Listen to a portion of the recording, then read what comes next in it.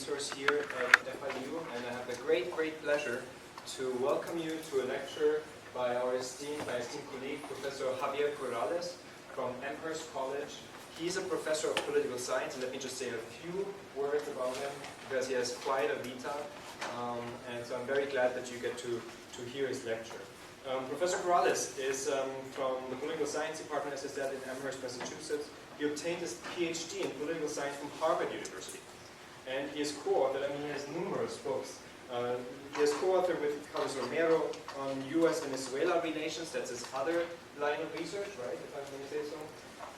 But in this context, he is also the co-editor with Mario Peceni on The Politics of Sexuality in Latin America, a reader on LGBT rights that came out with the University of Pittsburgh Press in 2010. In addition to all his publications on Latin American politics, he also has been published in academic journals, the top journals, I may add, such as Comparative Politics, World Development, Political Science Quarterly, International Studies Quarterly, that's particularly hard to get in, World Policy Journal, Latin American Politics and Society, and the list goes on and on and on. He has been a consultant for the World Bank, the UN, the Center for Global Development, Freedom House, and the American Academy of Arts and Sciences. Please help me in welcoming Mr. Corrales. Well, I'm delighted to be here. Marcus, thank you for the invitation. I'm almost someone from Miami, but not quite. So I'd like to come back frequently, and this was a great opportunity to meet you. And thank you for being here. It's good that we have a small gathering. I agreed to talk for about 30 minutes, and then we'll turn over the discussion to maybe Marcus first, and then everybody else. And what the topic is to do a comparison of the expansion of LGBT rights in Europe with an emphasis on Latin America. I'm not a Europeanist, so for those of you who know Europe the most, be merciful. For those of you who do know Latin America, be merciless with me, because I may get Latin America wrong as well. I have a PowerPoint presentation. I hope it's not too overwhelming or underwhelming. And my sections are going to be, I'm going to go through this is an outline of what I want to discuss. I want to say a little bit about the progress thus far in Latin America compared to Europe. And I want to spend a little bit of time discussing homophobia, lingering homophobia in the region. And then I'll say something about what the literature in general says about the conditions under which LGBT rights can expand or not. And then I'll, based on that, generate an argument for discussion. It's an argument in the making, so it's not, I don't pretend that the argument is already cooked, and this is going to be a good rehearsal. And then there'll be some conclusions, and I hope you enjoy it. Let me begin by saying that there is no question that if you look at the expansion of LGBT rights and other possible measures of cultural activity on gay-related issues, Latin America has been the surprise story of the 2000s. 10 years ago, nobody would have expected Latin America to achieve the type of legal and cultural landmarks that they have achieved recently. This is one way to demonstrate it. In 2011, I came up with an index. Back then, these indices were not that common. Now there are other indices that are better. This is an index that tries to rank regions on how gay-friendly the legislation is. And this is an index on how many gay organizations are listed in the big cities of countries. And so you have Canada at the very top, and followed by Europe. The category for Europe is incredibly broad, so it has some of the countries that are very advanced legislatively and others that aren't, and nevertheless it's still up here. Here comes the United States, and we have Latin America coming next. So in many ways there is a little bit of convergence with the North Atlantic, and for the rest of the developing world there is a major distance. Notice that Latin America does better than Eastern Europe and of course Central Asia. And I also want to notice the Caribbean. I separated the Caribbean. I'm going to say something about it, especially the English-speaking Caribbean. So this is just one way to demonstrate the progress.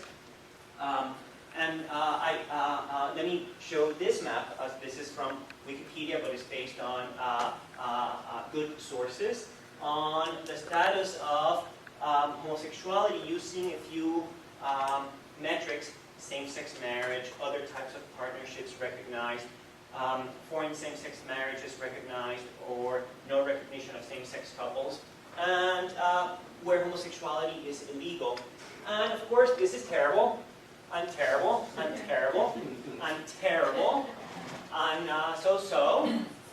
And what you see is that, you have the most important cases in Latin America would be Argentina, which has same-sex marriage, marriage equality, adoption for same-sex couples, and one of the most progressive laws on gender identity, where it's now very easy for somebody to declare him or herself to be the gender identity that they want to choose.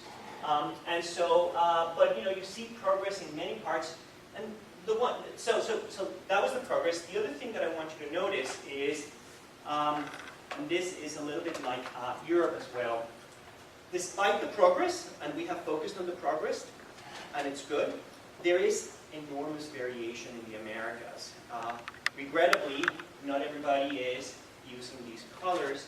And this is a situation similar to Europe. This is from the same source, but Marco suggested that we try this map. And this is a map produced by the International Lesbian Gay Association, the Europe Rainbow Map, May 2013.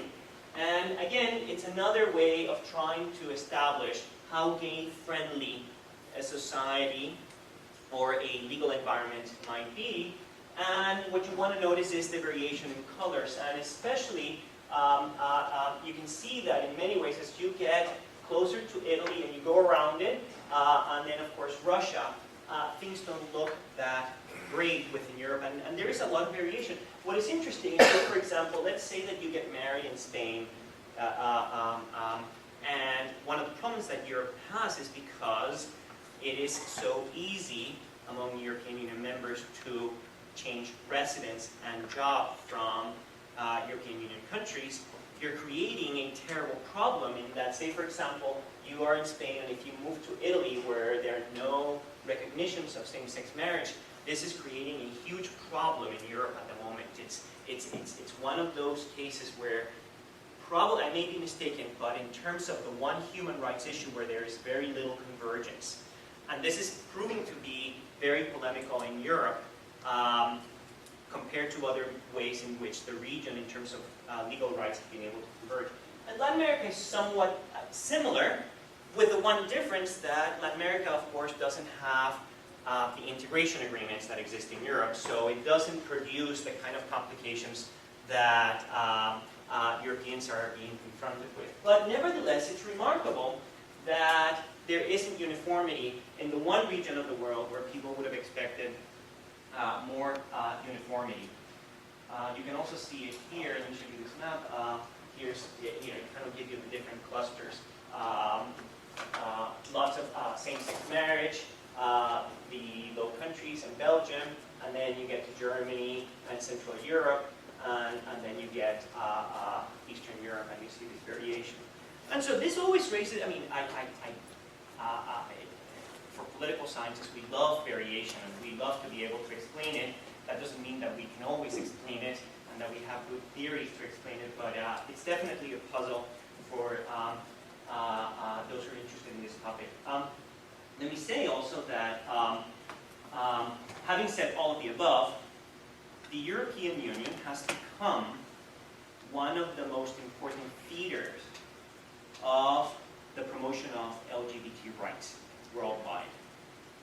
This started with Scandinavian countries in Europe, and they have converted it into a major piece of their foreign aid.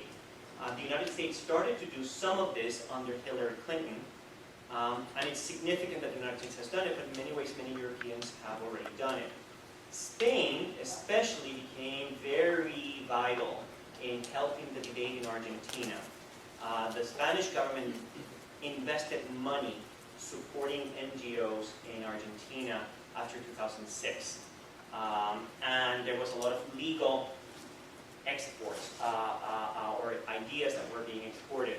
And in many ways, I think if you talk to folks in Argentina who were the pioneers in generating same-sex marriage in the region, they will all tell you that they explicitly replicated the experience of many European countries, Spain in particular, and they welcomed it. And so there is no doubt that this is a norm diffusion that has as its epicenter Europe, and it is now having impact in one developing region of the world, Latin America. So this is the progress thus far. Let me skip this, and let me say a little bit about homophobia. I want to, this is something I don't usually do, but I want to do it here, because I think the time has come to do this, which is, let's not talk about the progress anymore, because so much talk about progress obscures how much homophobia there continues to exist, even in countries that have legally made enormous progress. So I'm going to read to you some of the most significant acts of homophobia in the last year coming from Latin America, so that you get a feel for things. In October 2012, there was a survey in Colombia demonstrated that 20% of folks in Bogota think that homosexual people constitute a risk for the community and should not be allowed to live in particular neighborhoods. In November, in Jamaica, an angry mob chased two young men who were caught in a university bathroom having sex, and they were harassed and they were insulted physically, and it was caught on video, and there was physical assault, and it even shocked the nation that typically is very comfortable with homophobia. Even the Jamaicans were like, oh my God, I can't believe this happened. In February of 2013, in the Commonwealth of Puerto Rico, in a 5-4 vote, the island Supreme Court voted to uphold a law banning same-sex couples from adopting children. In February in 2013 in Peru, for the third year in a row, the police actively disbanded a kiss-in peaceful protest in the center of Lima. In March 2013 in Argentina, a young man was publicly attacked by high school students. They assaulted him physically, and they began to yell, now that there is an Argentine Pope, there cannot be any Argentine fags, in Spanish. In April of 2013, the then candidate, today president of the country, Horacio Cartes, said that he compared gay people to monkeys, and said that he would shoot himself in the testicles if he were to discover that his 28-year-old son would seek to marry another man. In April 2013, a day after France approved marriage equality, the Colombian Senate voted down a bill that would have extended marriage rights to same-sex couples.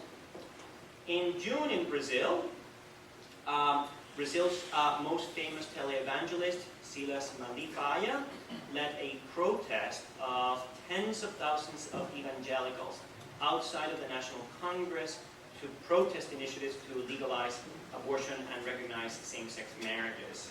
In the Dominican Republic, when the United States announced the appointment of the U.S. ambassador, James Brewster, who is openly gay, one of the 4 U.S. ambassadors who are openly gay, the Cardinal Nicolás de Jesus López, called him openly un maricón, a faggot, and complained about his sexual orientation.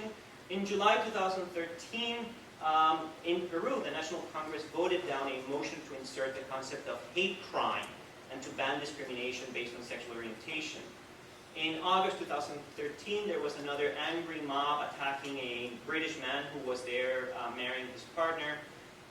Some of you might have heard, in August, this is the most recent, in Venezuela, a debate happened in the National Congress where legislators of the ruling party began to call the leader of the opposition and other members of the opposition as faggots, and claiming that their supporters all have these gay parties, and therefore they are depraved, corrupt, immoral, drug-consuming, degrading morality, and it's an opposition that is internally rotting, and all he wanted to say is because they are gay. They are all of the above. So this is this is still very alive. This homophobia is very alive. And yet, let's also bear in mind that the forces have been going in the right direction, at least in some countries.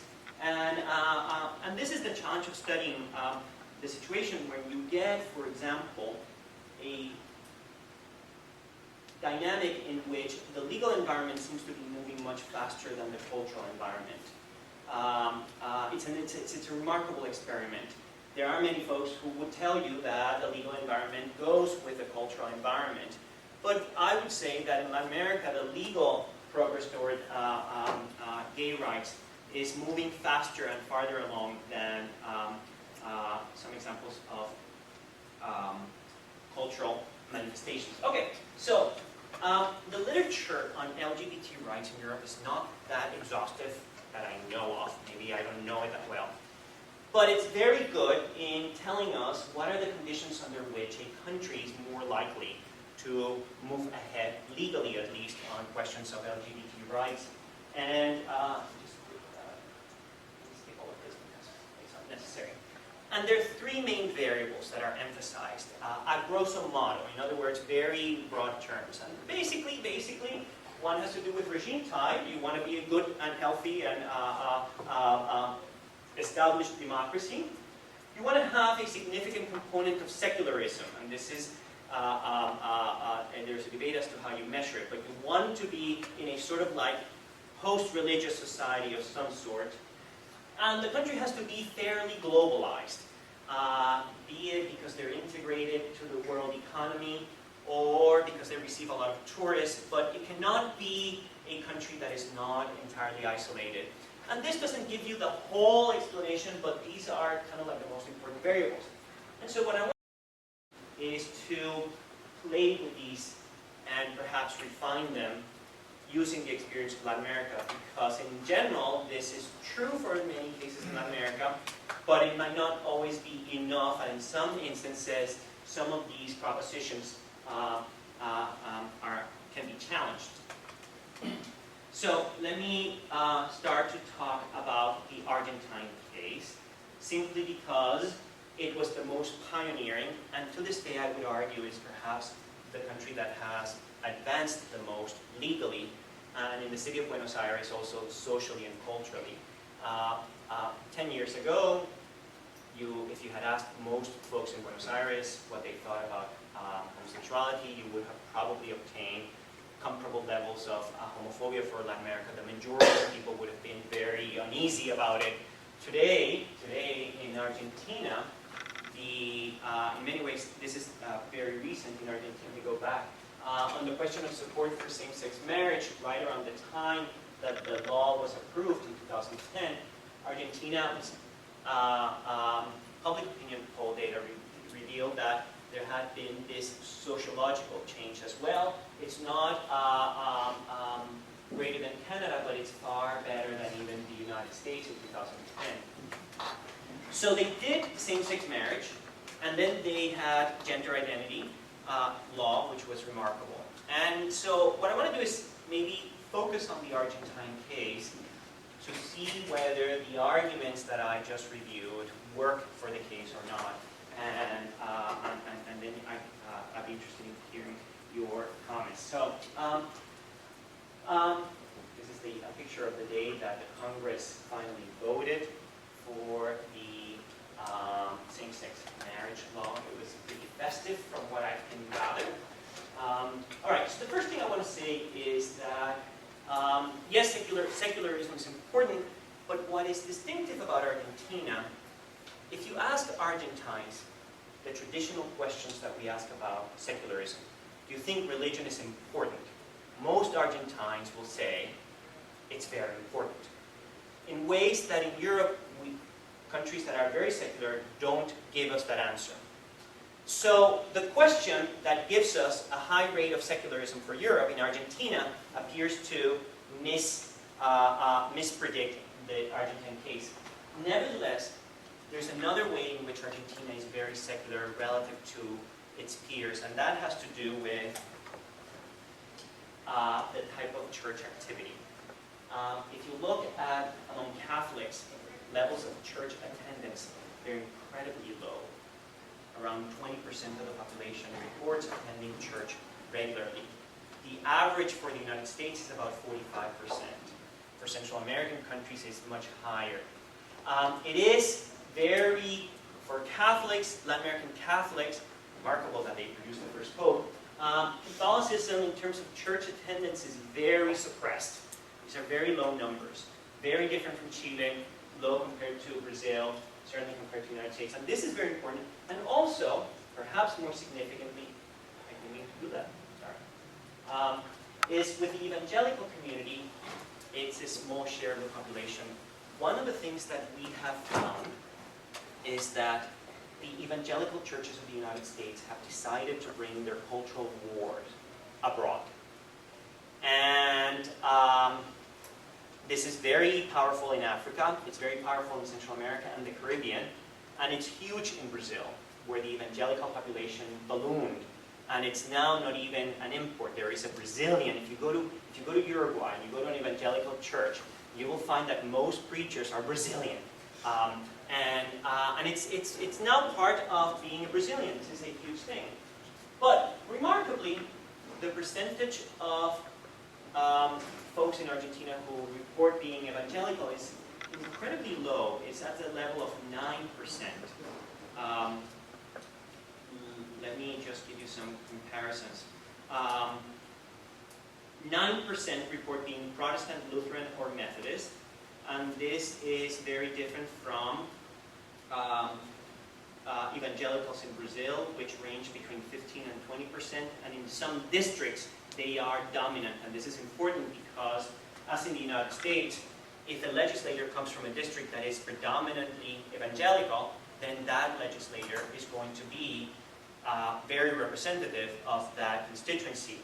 And this is very strong in Brazil. It makes Brazil kind of similar to the United States in that we have these districts, electoral, legislative districts that are very much evangelical and conservative. It's also the number of evangelicals in Chile and in Central South America, sort of like the Andes, is growing. So this is the way that Argentina fits the bill with secularism. And I think it goes a long way to explaining why this wasn't so difficult.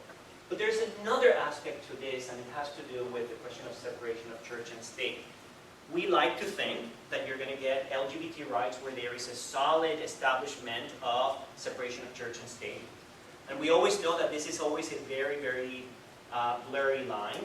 So what you find in Argentina is something, a variation of this, which is there's separation of state and party. Now, in Europe, there's a tradition of Christian Democrats and Catholic parties, and Protestant-based parties. And in Latin America, that tradition also exists. For some reason in Europe, that connection between parties and some Christian ancestry wasn't seen as problematic, but in Latin America, it has become very problematic, where you see political parties trying to capture votes from religious communities. Those parties are going to adopt very anti-LGBT position. And one of the things that distinguishes Argentina is that there is not one party, historically, that has a strong official link to a Christian faith. That doesn't mean that they are at war with the churches. That doesn't mean that they don't sit down and talk to the clergy. But they are both the dominant party, the Peronists, and the second dominant party, the Radicals, were very secularist upon their founding and have stayed that way. Which is important because it means that it's easier to advance a set of laws that will, of course, antagonize religious sectors. And it is a factor that made Argentina so perhaps the obvious choice for being the first one to create LGBT rights, same-sex marriage rights. Now, on globalization, here the problem is that Latin America is not as globalized as the European countries. And Argentina, of all countries, is probably one of the least globalized. They trade a lot, but it doesn't score that high on most indices of globalization. Having said that, there's an aspect of globalization that is very high for Argentina. And I would argue that those cases in which the same variable is dominant, you would expect to see more progress toward gay rights. And that has to do with the concept of transnational legalism. I don't know whether there might be a term for it in Europe, but it's a doctrine of approaching the law by taking examples and precedents from other cases. This is something that is very new in the United States. In the United States, we have a tradition of looking at precedents, but from within, which is a conservative element, because you kind of perpetuate the status quo. Not exactly, but there is a bias in the direction of not departing significantly from the status quo. In many countries in Latin America, and especially in Argentina, there is the tradition of, when dealing with the law, we're going to look at the whole world. And this is not considered illegitimate. This is not considered a violation of sovereignty. All sides do it. The judges do it, the plaintiffs, the prosecutors. This is very common currency. And this is very important because it allowed Argentina to plug itself into the big debate about gay rights going on in the world in the 2000s. And so, how did the change begin in Argentina? It started happening not through the legislature, but through the courts. The courts in the United States, it was kind of the opposite. In the United States, it started happening in legislatures at the state level, and then it made it up to the Supreme Court. But in Argentina, it really all began to happen in courts, and then the courts demanded that a law be approved by Congress, and then the Congress acted. And so this is a type of globalization that, for something like the expansion of gay rights and the transmission mechanism that might be coming from Europe, was instrumental, was absolutely essential for explaining the Argentine case. Let me skip the remarkable, absolutely remarkable case of Karen Atala, which is one of the few cases in which an international court, in this case from the OAS, heard a case of discrimination of a lesbian and issued a statement finding the government of Chile guilty of discrimination and demanding that she be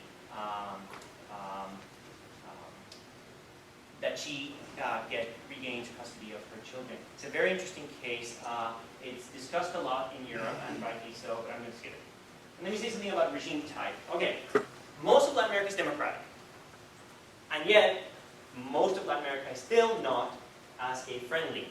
So we got to do more with this variable of democracy, and perhaps study what aspect of the regime is what it might be distinctive about the region. And here's one thing that comes to mind for Argentina. Here, Argentina is a lot like the United States, and less alike to other Latin American countries.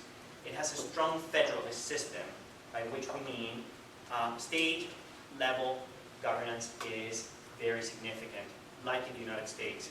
So when making progress at the national level was blocked, how things started to happen was by way of subnational government in smaller areas. And this is possible because of the high level of federalism. Let me give you an example of this. Here's one possible measurement of federalism, which is how much national share of total spending is managed by provinces. In the United States, this would be states. And compared to some of these countries, there's no question that Argentina is very federalist. And so a lot of the activities began to happen in states, and then it moved up to the national level. And this was important. So a federalist democracy, more so than just being a democracy, might help us with Argentina. Let me also mention this one, very remarkable for Argentina. And this is a difference between Argentina and the United States. When the issue erupted in Argentina, you saw two parties, two big parties, the ruling party and a new center-right party that was governing the city, still is governing the city of Buenos Aires, compete as to which one is going to be more pro-gay. Believe me, we don't have this in this country. We may have that issue. We may have that issue within the Democratic Party, maybe, but a situation in which two parties decide that they are going to be the ones who are going to be the most pro-gay. An intense fight for a particular electorate became very dominant in Argentina, and ultimately might explain why the president of the country changed her mind. Originally, I don't think the president of the country was happy with the pro-gay legislation, but upon seeing that her nemesis in the city of Buenos Aires, this gentleman here, I'll show you, Mauricio Macri, center-right, the president of the country, Cristina Fernandez, Peronist, center-right, populist, sort of like lefty. This guy became very pro-gay in Buenos Aires, and in many ways, I think this is one of the reasons why Cristina then decided he's not going to win these votes on my account, and might have changed her mind. This, I think, is phenomenal, and we might be seeing some of this in the rest of leftist parties in the region, but to have the situation in which you have both the left and the right embrace the question of gay rights is truly remarkable. There was a time in the United States when on issues of immigration, for example, both the Republicans and the Democrats were competing for the same vote. That has ended. The Republicans have pretty much given up on the idea of capturing the vote of immigrants. But there was a time when the two parties in this country would compete for the same vote. It's gone in the United States. It is very much alive in Argentina, and certainly in 2010 when this happened. And a lot of the discussion has also centered on the third aspect, which is the type of NGO. Argentina, because of its history with military juntas, developed a very powerful constellation of non-governmental organizations committed to human rights. And at first, the issue of LGBT rights was not central to any of these NGOs. But the moment that they heard about the topic, they quickly embraced LGBT rights.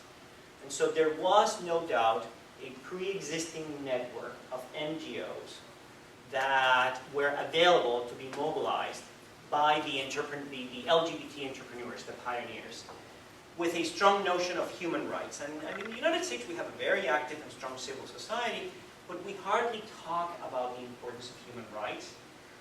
On the question of human rights in Argentina, there is significant convergence, in part because of the experience with human rights abuses. There is uniformity that in Argentina, never again, we can be in a situation in which human rights are violated.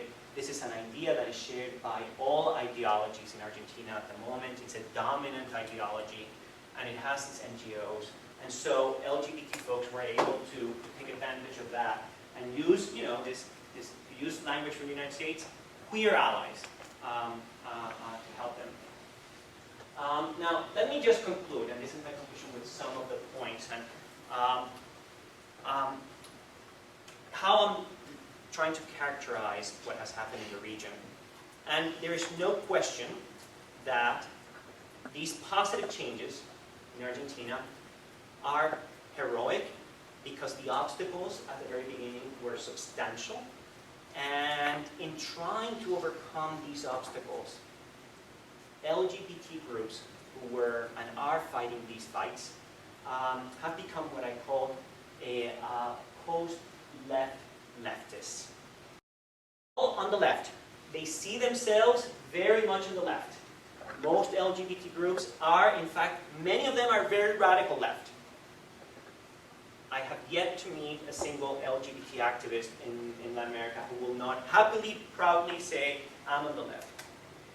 And yet they operate in ways that is very different from the traditional left in Latin America. That's why I call them post-left leftists. And let me just give you one example. First of all, they love globalization. They are absolutely infatuated with the notion that we need to copy. We need to follow international trends. We need to welcome gay dollars, gay tourist dollars. We're totally fine with it. And if there is a corporation that wants to give us money, like Germany's Volkswagen has contributed to gay pride events in Argentina, they take it. They have no compunctions. They don't think that this is selling out to capitalism.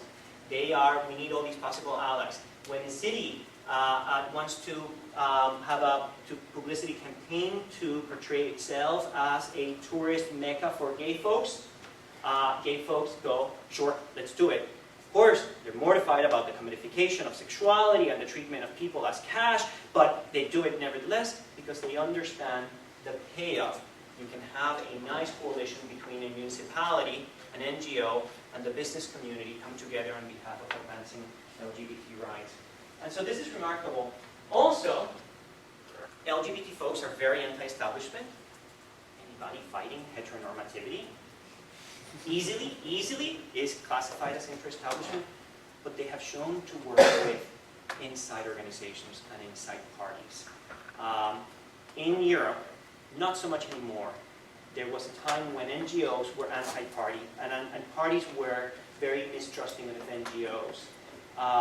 LGBT folks are very eager to work with any party that is eager to help them. And so when this guy, Macri, the center-right folk, declared to everyone that he wanted to be pro-gay, he immediately obtained the support of many organizations that were officially very much on the left. So they are anti-establishment, but they work intra-establishment. They have to in many ways. This is how in Brazil they finally convinced Lula, who resisted for a while, to attend an opening for a Congress on homosexuality. So they have worked with Lula, but they have also worked with other bureaucracies in Brazil. The next one, and this is actually a point I already mentioned, the question of partying hard. By this I mean work with political parties. I already made that point. And this is an interesting development in that they don't shy away from establishing links with political parties. But this is also another way of partying hard. Gay Pride in Sao Paulo from 2012. These parades are now one of the biggest shows and tourist attractions in Brazil. And it's one of the reasons why folks in Sao Paulo love gay rights, because this generates a lot of income and traffic jams, unfortunately. But they're very regulated. They have an opening and a closing time, which is pretty good. Here's a picture from the current president of Chile, Sebastián Piñera, during his campaign, center-right, heir to Pinochet, the right-wing sector of Chile, showing an ad very quickly. It was too quick, but nevertheless, it was very clear. And this was a TV spot saying that he wants rights for everyone, and then he has this, and so everybody knew what that was all about. And this was kind of welcome, even though most people might have thought that it was opportunistic. But the opportunism isn't rejected, it is seen as, well, let's take advantage of the opportunity. And finally, very important, the left, in Latin America especially, loves referenda. They are infatuated with the notion of participatory politics, and let's bring issues to the people to decide. LGBT folks draw a line in Latin America, no to referenda. No issues on civil rights can be determined through an electoral process that is biased in the direction of majoritarianism, in that you cannot have a system that is going to determine an outcome based on a majority to make a decision about the civil rights of minorities. This is the wrong democratic tool to advance the rights of minorities. There are other democratic tools that we have, not just elections. We can do it through legislation, we can do it through the courts, we can do it through many other democratic mechanisms, but there's a big rejection of referenda. Let me give you an example from Costa Rica. In Costa Rica, the opposition to gay marriages said, not unlike what many folks who oppose gay marriage try to do here in the States, let the voters decide. And the same thing happened in, by the way, when Mitt Romney, the candidate for president in 2012 from the Republican Party, was the governor of my state of Massachusetts. He is the one who inherits the first gay marriage law in the country. It came from the Commonwealth of Massachusetts, and he was the governor. And he fought it constantly saying, let's just have an election and see what people think. And in Massachusetts, the legislature said, no way, and they fought him very hard. They prevailed. This model, of course, failed in Florida, and it failed in California, where you see what happens when you ask the people questions of gay rights. You have a chance of having those rights defeated. And in Costa Rica in 2010, the initiative to have a referendum was actually struck down by the courts. And this was an initiative very supported by evangelicals in the Catholic Church, and it took the Supreme Court to rule it unconstitutional. And they have tried to ensure that the questions of civil rights and minority rights don't make it to the level of referenda politics. So those are my remarks. This is the reader that Marcus mentioned. Some people like the cover, others are a little, but that's the cover we got. Anyway, thank you for your attention, and I'll be happy to hear comments.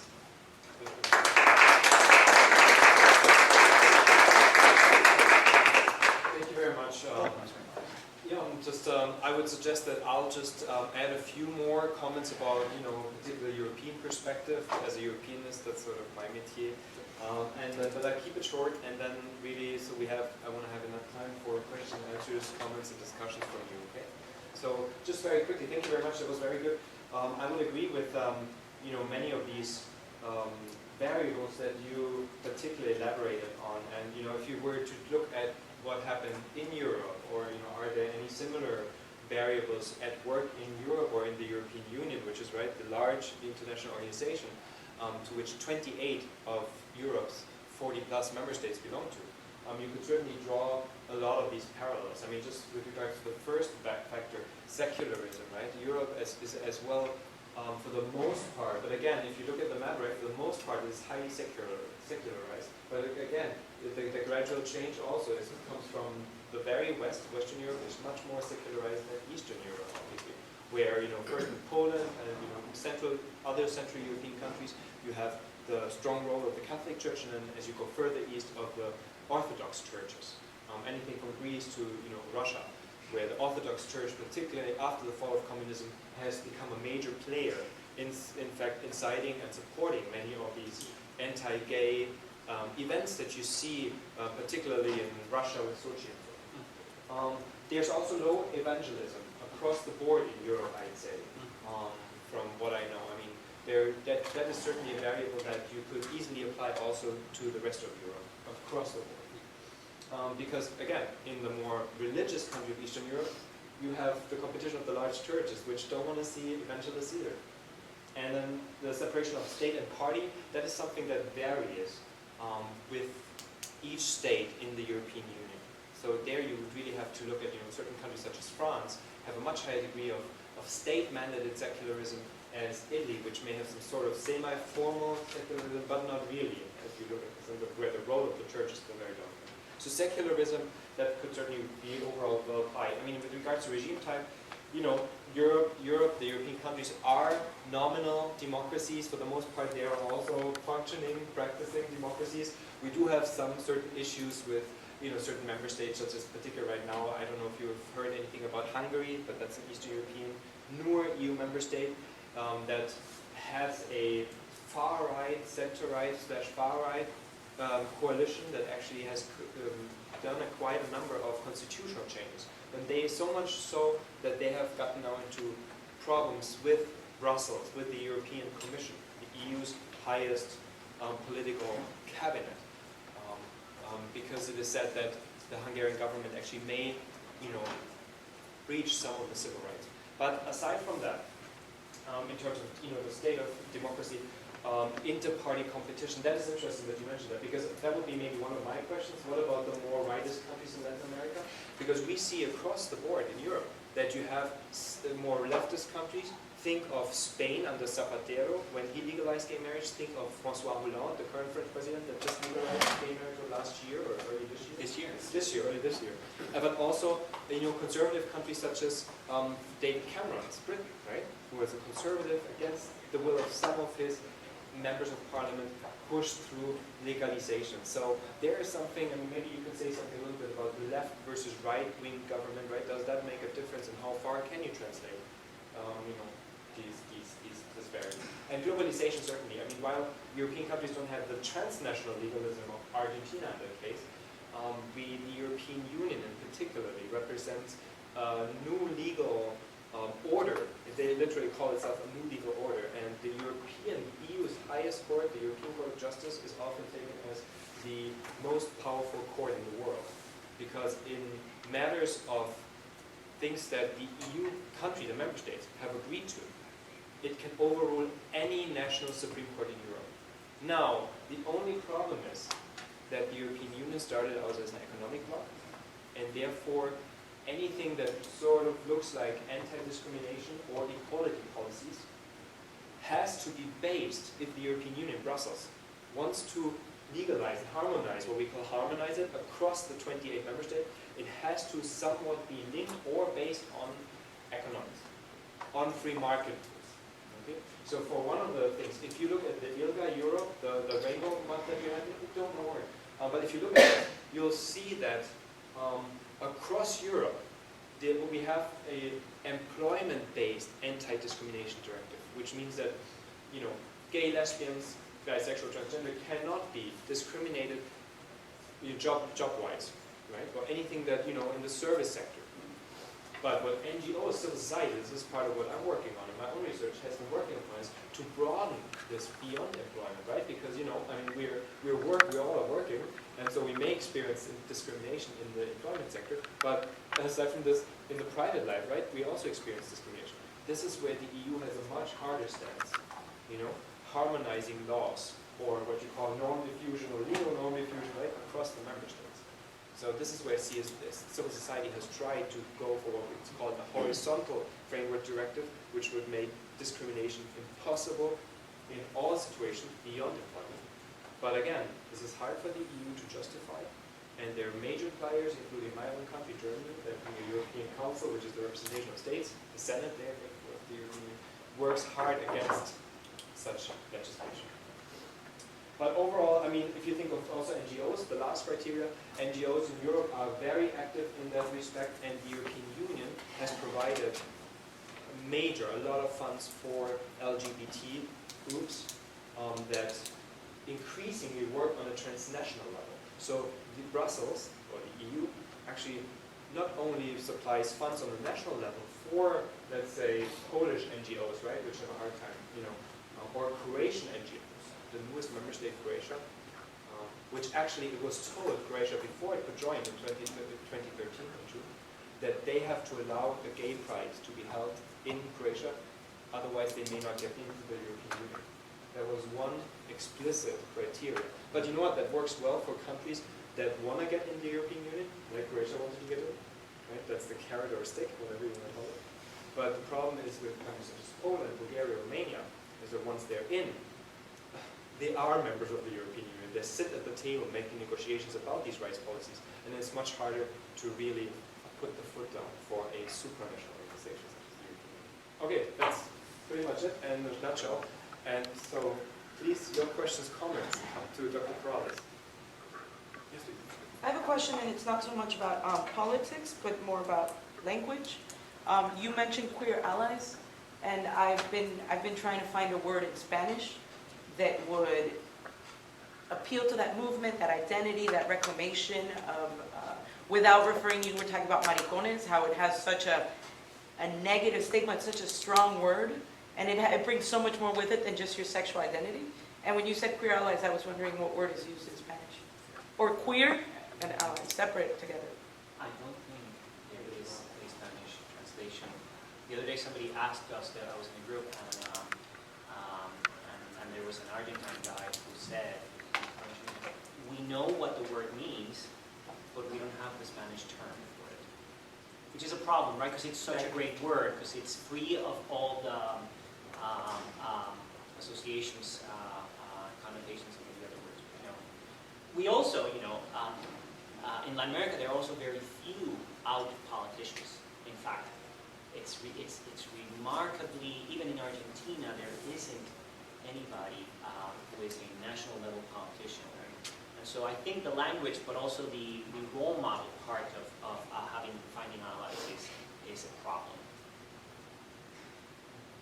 And just the We're queer, going to have to invent the word, or it's easy to say in Spanish, I guess, queer. I don't know, because they which means repeat it. nothing. We're ready to die. Yeah. Yeah. So here was a question then, the gentleman here. Yeah. I have a question. You mentioned that in the case of Europe, the idea of equality has to be solved on the perspective of economically. Doesn't that come out as let's say comes out as more economically than human rights in the sense of importance? Can that be changed so that it doesn't come out as more of an economic and just Sort of a neoliberal concept. and just for the idea of human rights, which Europe has been promoting not only in Europe but in the United Nations as well. So can that be changed? You know what? That is a good question. It's a very sort of differentiated question. The problem, I mean, in very short, no.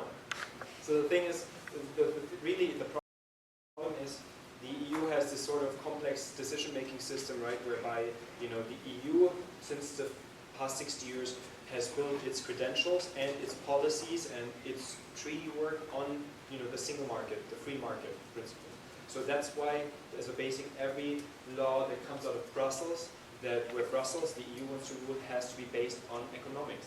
This is one thing, and as soon as they try to overreach, let's say, and just do civil rights legislation just because of they're in favor of human rights, then states who sit in the European Council, the representation of the member states, will start acting against it and say, you overreached, you actually infringe on our national constitutions and our national constitutional border boundaries. Okay, so this is a real problem, like I said earlier. The EU has tried. I mean, there are certain things such as the Charter of Fundamental Rights, which is a fairly new instrument. It is like the UN Charter, right? It specifies. It just it was created in 2000. It has become binding, legally binding, for all 28 member states in 2009 with the latest EU Lisbon Treaty. And specifically, there is a paragraph saying, sexual discrimination or discrimination based on sexual orientation and gender is not allowed, it's prohibited. That is all right and nice. But that charter, again, has an extra clause that says it only applies when the EU creates new policies. So it basically restricts itself, right, to employment-based sort of EU policies. And as we've seen in the Hungarian case, I don't know if you were involved, right? Whenever the EU tries to go into, or in France, with the Romas, I don't know if you remember that when in 2010, right? The French government tried to keep out the Romas, and then there was this whole case, and the European Union got involved. Then they always push back and say, you know what? You overreached Brussels. That has nothing to do with employment. You overreached Europe. So in that sense, no. The other view that the Europeans and the EU takes is that, similar to some of what you said, is that, well, neoliberalism, let's call it this, right, is actually good for gay rights. Because neoliberalism represents global trade, represents openness to the rest of the world, right? All these sort of, mixing of rights, more choices, right? Not being isolated like, let's say, Russia or so, right? Being open to the rest of the world. So this is sort of more, culturally interesting. Yeah. Yes, please. I want to raise some questions about public culture, both in Europe and in Latin America.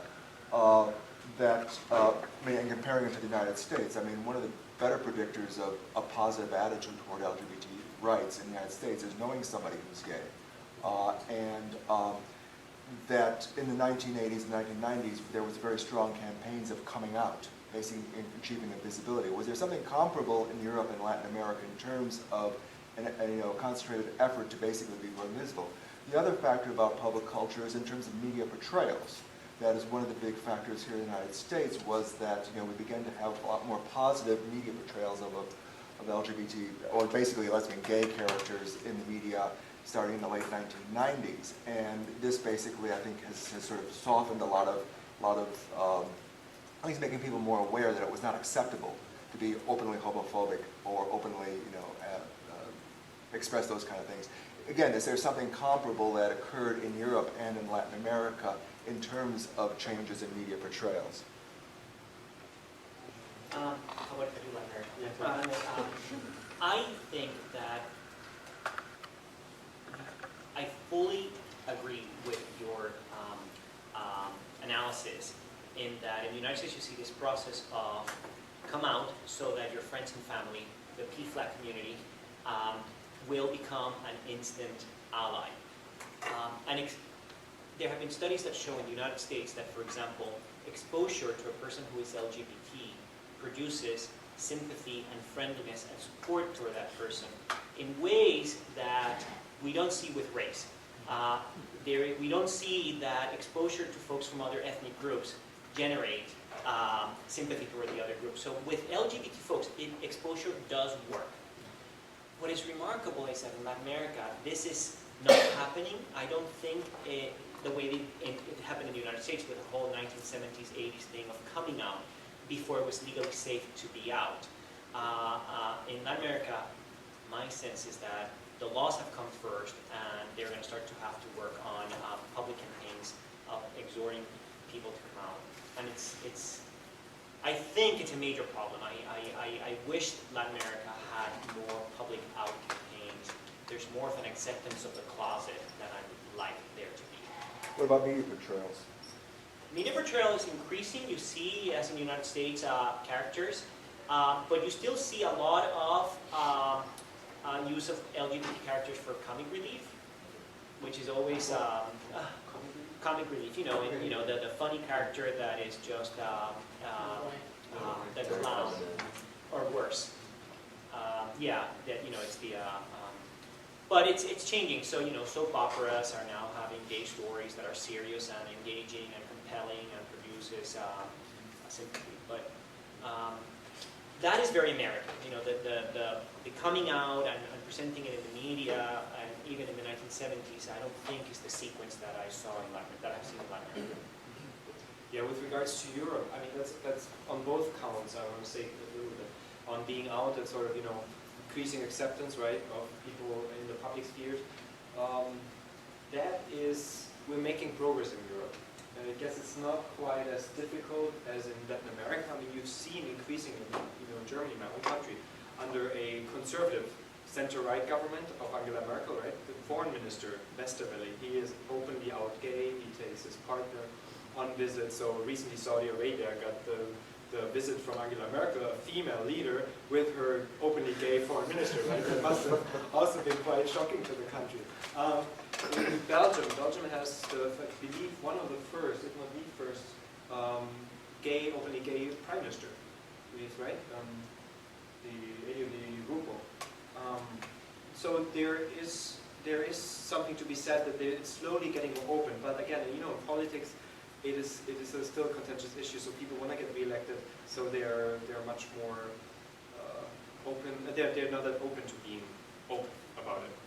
Still, with regards to media portrayals, I would think that even though Europe is very integrated, there is no Europe-wide coverage really that would be particularly open. Again, the civil society groups, they're very strong. They're getting the message out about discrimination on local levels. ILGA is very helpful and very open. Italy, for example, they have, Osservatore Romano, which is sort of the Vatican's mouthpiece, exactly. So whenever there's something happening on that front, right, they're going to, again, push back and have quite a negative coverage. Poland the same. Poland has radio stations, right, newspaper, where the Catholic Church tries to keep that clean sort of Catholic, while, as we know, the Catholic Church has its own problems, right, with sexuality, so they try to keep that clean. Of course, the more liberal Western European countries, particularly, countries such as Spain or Poland, who came out of a dictatorship, their civil rights in general, right, are a major catalyst for the openness of the media for that as well. I don't know if that answers your question. Yeah, more questions. Can we ladies first? Yeah. Yes, please. My question is about Latin America, and I'm sorry. I didn't go. No. Please. No, please go. Oh, no. My question is, maybe you could elaborate a little bit more on Latin America's homophobia, how that's historically tied into traditional notions of, I guess I would say, like gender roles and manliness, particularly the role of el caudillo, how that's historically played out as the strong man in political power. If that has had any sort of like influence on the notion of homosexuality and how that has altered gender roles in Latin America. If you could just elaborate on that. This is the issue in Latin America, the extent to which homosexuality is seen as, especially male homosexuality, is seen as a terrible, terrible depravity, because many times gay men are considered little women. They're not considered men who like men, they're considered men who want to be women. And that is such a condemnation on the part of machos it's much worse than you liking having sex, because that is actually more tolerated than just the affectation or the mannerism, which is an impediment to coming out. Right. There's also, in Latin America, a certain acceptance of the double life, even among straight couples, which is detrimental, because the idea is that you will portray the right image, you will be the good father of a heterosexual relationship, but you're okay doing whatever you want on the side. And so, applied to homosexual couples, make sure that you play the part well, and then you can do whatever you want privately. This is a safe haven in many ways, but it delays the process of coming out because it makes the closet very comfortable. So this combination of machismo together with the tolerance of the closet is not good. Right. And it's very salient in Latin American culture. Thank you. My question was, and I think maybe both of you can weigh in because it's perhaps different than what we talked about, but when Spain legalized gay marriage, it was really shocking to me. And I wondered that, given the Spain and Portugal, how do you think that came to be in terms of, it just seems to go against the sort of, the idea of those countries being so closely connected to the religious community. Can you speak to how that occurred? Or what happened? I'm sure you will know more than I know. Go ahead, Marcus. Well, so Spain, exactly. I mean, that happened very fast, right? When was it, in 2008? Five was early, actually. It was under. So in 2004, we had before, several terms of José María Aznar, a conservative from the Partido Popular, right? So he would not really go anywhere near that. And then we had the Madrid train bombings. I don't know if you remember that. We had this change in government to José Luis Zapatero from the PSOE, the Socialist Party. And his party program was, in fact, very sort of, progressive, leftist, and probably also included already at the time, during his election campaign in 2004, the legalization of gay marriage. Then it got pushed through. I was also, of course, the speed by which it happened, the full-blown marriage. Remember that we have various differentiations, right? Only 7 countries have, across the 28 EU member states, have full-blown marriage.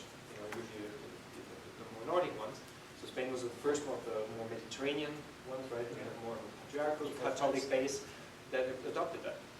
Other countries had civil society, others had actually 5. Only Eastern European countries have dogmas in place. So, exactly, many people said, why? It was this combination of high degree of secularism, in my point of view. Very low church attendance, really. The church is seen more as cultural. The church was also implicated during Franco's regime in some sort of, difficult pro-family policies. So the church did not have the credibility to do that. And the fact that the Franco period, there was a clear sign that, in a post-Franco period, civil rights, including LGBT rights, are not sectoral specific rights, but they are civil rights. And so in Spain has this very high consciousness of civil rights, and this was an expression of that. So the church has campaigned against it vehemently, but obviously they lost, right? They couldn't, the legislature moved faster than the population. Even the population, I think the polls still show that. I don't know if you want to say more about it. That there is, even amongst the people, a high acceptance of that law. Yeah. And having said all the above, which I agree, the court in Spain took a long time to hear it. So they accepted the case, and I think it was last year that the court finally said same-sex marriage is not unconstitutional. So the court had people very nervous, so it could have been overturned in the I don't think it got. So there was a challenge. Then. So there was a challenge, and the court was very unpredictable. But yeah, no, it's really remarkable. Also very remarkable is that how can I say this? In the Americas, as well as in Africa, it is the English post-colonial societies that are the worst offenders. Remarkable, given that we think that British law is the liberal, and this is very, very consistent, that in the Caribbean, we see it in Trinidad and Tobago, Jamaica, St. Lucia, Guyana, they have incredible, and the African countries, Uganda, and English-speaking. So it is remarkable that Spanish and Portuguese-speaking countries were the first ones to move away from banning homosexuality. And now we're seeing Catholic countries, more secular Catholic countries, not the Catholic country of Poland or Italy, but those secular ones, being more comfortable with this. And I think this is the puzzle. I think, why is it that in the British Empire, that has given us the tradition of liberalism, and in which there are democracies that are operating as in the Caribbean, you have an incredibly dismal legal environment for LGBT rights. And we don't have an answer. There's a scholar in Florida who works on this topic. We don't really. I'm working on it. You are. So the paper is Inquisition of homosexuals in Latin America. That's my dissertation topic. So, but let him. Great. Yeah, thank you. Well, I mean, my question is sort of kind of like similar to that. We know that the Pope is from Argentina. So now that Argentina has come out to accept legal marriage, do you think that if the Pope makes some sort of law or some sort of statement, in recognizing in the eyes of the Church, how would that affect countries in Europe that are so tied to the religious, and also in Latin America in the society that pretty much still follow the Church as everything that is correct with it? What can that what? Yeah, I guess in the end, a lot of people are going to have an opinion about this, and mine is just one of the many. But I don't think this Pope will become a champion of gay rights. We have to be very careful not to canonize him on that. But he has said something that's very important, and that is we have to change the emphasis away from the crotch issues onto other aspects. And that is a potentially beneficial thing, because the obsession with homosexuality it's bizarre. By the Catholic Church. I remember when I was growing up, the Church was obsessed with premarital cohabitation. Obsessed! They're not obsessed with that anymore. You never see the Church saying it. So I do think it's against the teaching of the Church, but they're not obsessed with it now. They were obsessed with divorce. They're not as obsessed. With abortion, they are now very obsessed. And with gay rights. So I do think that although we'll never see the Church abandon this teaching in our lifetime, the change in tone could prove to be a turning point. Yeah, sorry, I'm missing the first part of your talk. I'm from the Latin American and Caribbean Center. And I'm working on my dissertation in the history department on the history of the Catholic Church, especially the Inquisition in Latin America of homosexuals. So that's my thing. And as a former Catholic priest, I can tell you, there has been, see, the culture, the anti-gay culture that we see now in the Church was started with John Paul II. If you look at the Church document historically, we have had same-sex marriage. We have had coordination of women. We have had, when John Paul II started complaining and accusing gays and lesbians, the European theologians, told him, be careful, your holiness, because the altars are full of homosexual saints. Homosexuality homosexuality has been part of the Catholic Church culture, period. He was Polish too, right? Exactly, he was Polish. He was coming from this very closed-minded society, you know, the Corrales. So going back to what you were saying about the English versus the Spanish, historically, if you remove the last 30, 40 years, the Catholic Church has been more tolerant, let's put it like that, than the Protestant church. And that's what we inherited from the British, you know. So that could be one of the answers.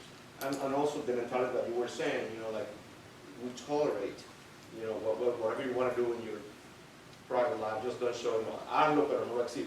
You know, it's just so, but historically, you have to look at how the Catholic Church has dealt with homosexuality, with some, you know, exceptions on the Inquisition and things like that.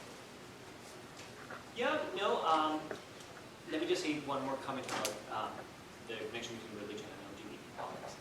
I am very proud that we're living this historical moment in which for the first time in the history of citizenship and democracy, we now include questions of sexuality and gender identity. This didn't happen in ancient Greece, this didn't happen in the 18th century, this is very much of our generation. I'm very proud of it. The problem is that the churches are not on this side of this epic battle. And there has never been a successful, consolidated, democratic right that has occurred that didn't count on the blessing of the religious authorities. Civil rights, suffrage for women, economic rights, labor rights needed to happen after churches decided to side them. And we're so not there on LGBT rights, and makes this struggle very, as satisfied as we might think things are in the North Atlantic and in the Americas. The churches are not there yet, nor will they ever be, perhaps. And this is, I don't know of many other civil rights issues. The abolition of slavery, for example, the churches first turned around on the question. And this is a big deal. It is, in my opinion, the most important political impediment to LGBT rights.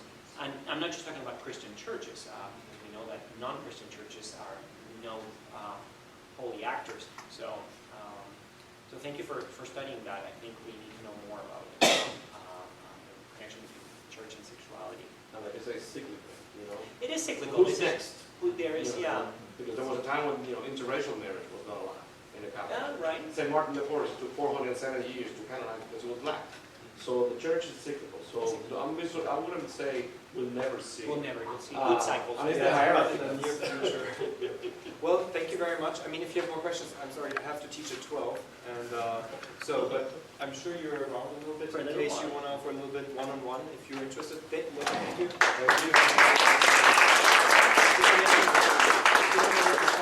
I think we could have gone on